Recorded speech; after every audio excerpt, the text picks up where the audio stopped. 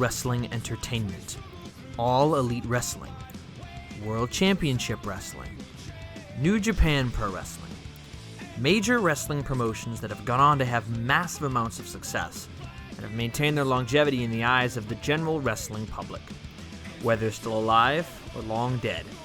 Out of the woodwork of these major promotions have long stayed the idea of independent wrestling promotions, alternatives, if you will, free from the shadow of a major sports company breathing down their neck, free of TV deals that restrict them or higher-ups that will change the overall message of the promotion.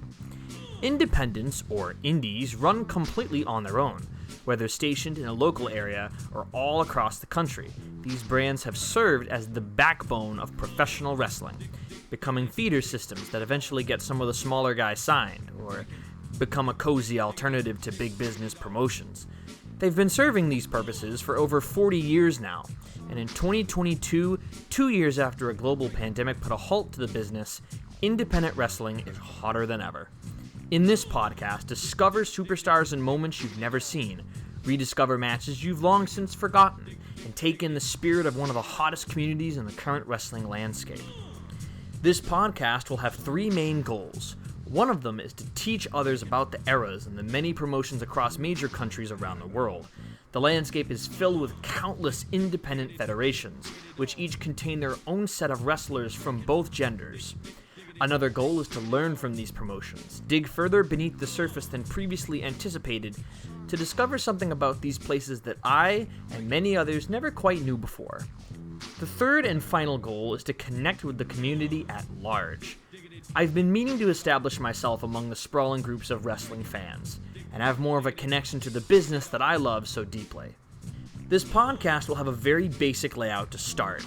I'll go over wrestling news that'll sprawl from some of the bigger promotions, as well as a segment where I go over some of my favorite matches I've watched in a week's time. The main segment of the show, which will go on last, will be a full-on review of an independent wrestling show from any era. As time goes on, I'd like to bring on guests to recommend a show for the segment. Eventually, I will most likely add a co-host to proceedings, as I feel the nature of a co-host will no doubt make the podcast a little more lively. For now, though, this will strictly be a solo venture, unless something comes up that allows a co-host to be added in due time. Right now, new episodes will come out every Sunday as a culmination of the weekend's indie events. And now for another question that the viewing audience may have. What promotions count as independent? Well, most of what you believe is independent is independent. Modern promotions like Beyond, Limitless, Southeast First, Action Wrestling, Freelance Wrestling, GCW, among others, will be talked about in full on this show. Classic indies like Chikara, CZW, IWA Mid-South, Wrestling Society X, Wrestle One, Battle Arts, Hustle, among others, will also be talked about. When it comes to the line I cross with these promotions is their TV deal and who they are owned by. I will be omitting a lot of promotions from regular discussions outside of the matches of the week because of their owners being major sports or broadcasting companies.